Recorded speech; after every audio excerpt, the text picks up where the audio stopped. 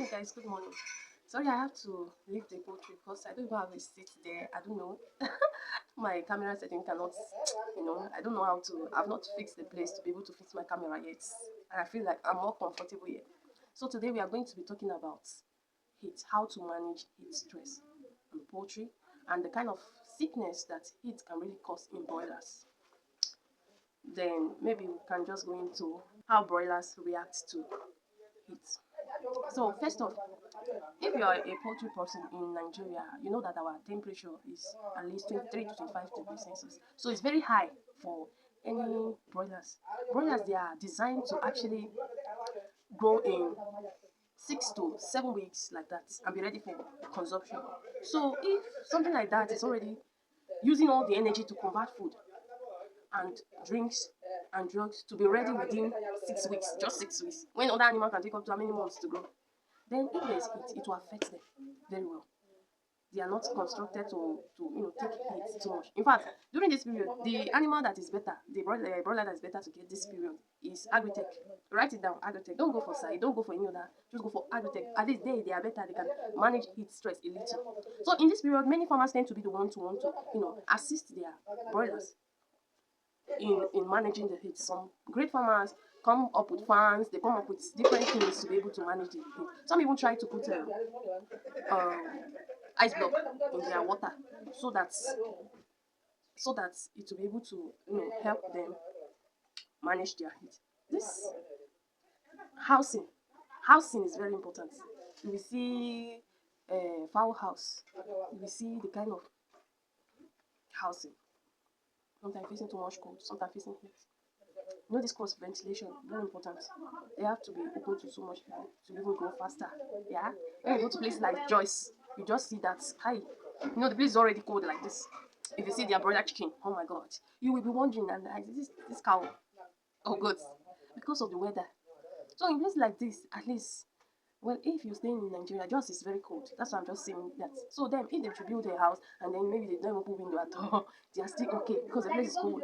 They can survive. But if you stay in a region that is not just or any cold environment, just do the needful. Your housing should be a very standard one for poultry. That's why before starting, it's best you go for advice. You meet the people that are already into it and are thriving in it before starting a poultry business, so that your housing will be a good one. Even your animal can say, "Thank you, man." So then again, most people tend to want to feed as usual and feed and feed and feed, just to boost them.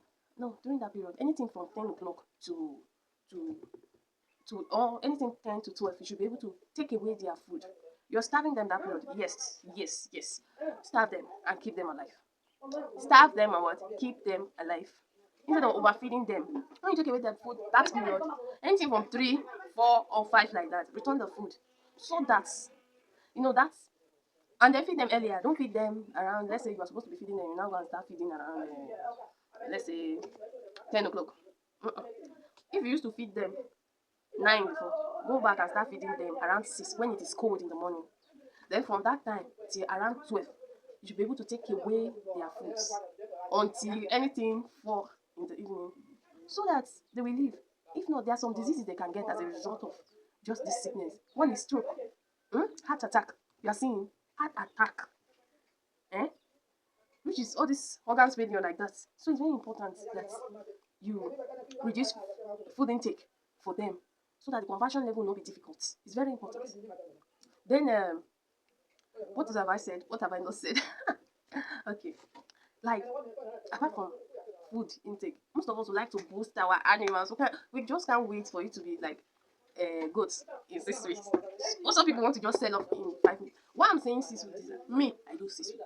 Some people do 3 months. But if you're selling wholesale, or you're doing packaging, you better do 6 weeks so that you can offset and start again. Well, I'm digressing a little, and that 6 weeks is better. Then during the heat period, if you don't vaccinate, let's say you don't vaccinate new cattle. I repeat, heat period, January, February, March, like that. If you don't want to vaccinate at all, do Newcastle vaccination, which is Lasota. Even if it's just one, then you can continue with your organic. I do organic too. There are times I mix bitter leaf, what's it called? Scent leaf.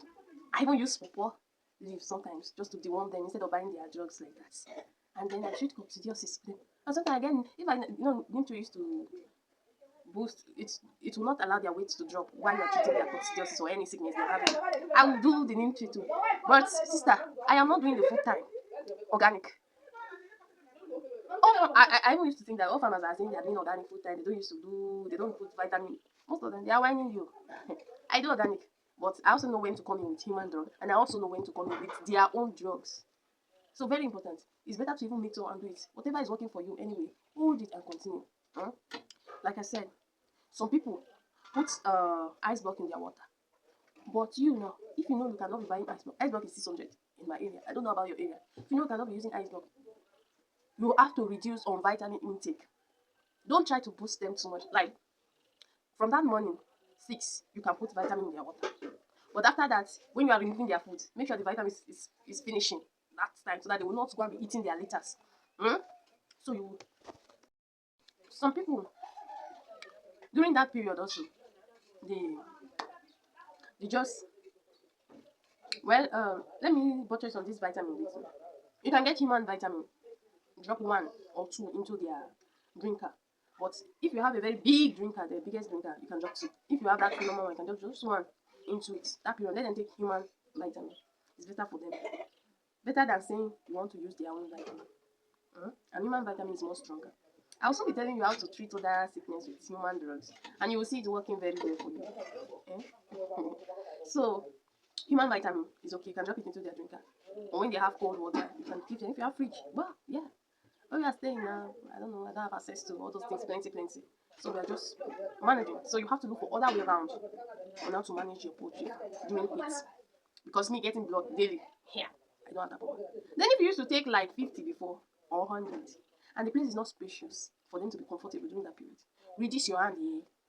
You can take 25, so that when you are taking the risk, you know that okay, it's not all my money that is into that risk.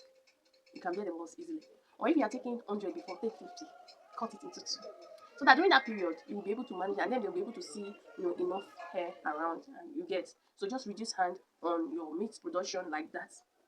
Why some persons they like to dip them into the water and just remove it. No, you will not dip the head. One day maybe I might do the practical, I will show you. You just dip it into the water and take it out like instant, like, and then leave it. I think that's better than going to spray the poultry. When you spray, when they tend to start pooping and the other ones just mash before coccidiosis will go around or any sickness will go around your farm.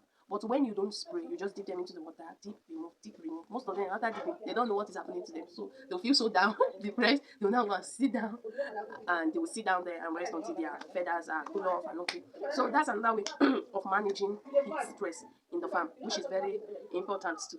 That's for those of you doing many, or you want them to be, in fact, maybe they are already grown, but you want them to be bigger than that. So you want to take them through the period of that heat season. So this is a better thing to do to manage your heat stress.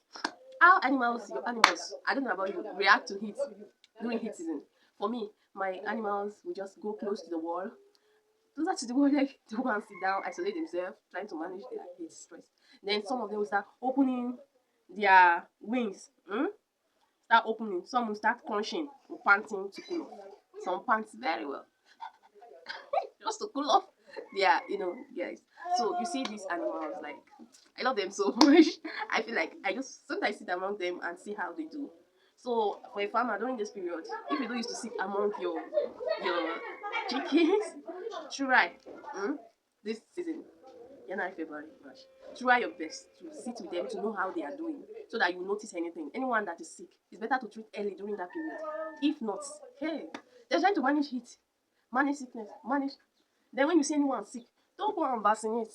Even in normal days, even affecting them. It's not heat season that it will now not affect them. So take note of all these little things. Well, I don't know, I said much, but I said we learn better. We learn every day to get better and better.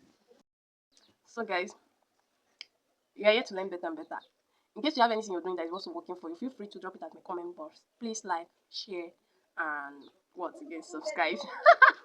All right, bye bye.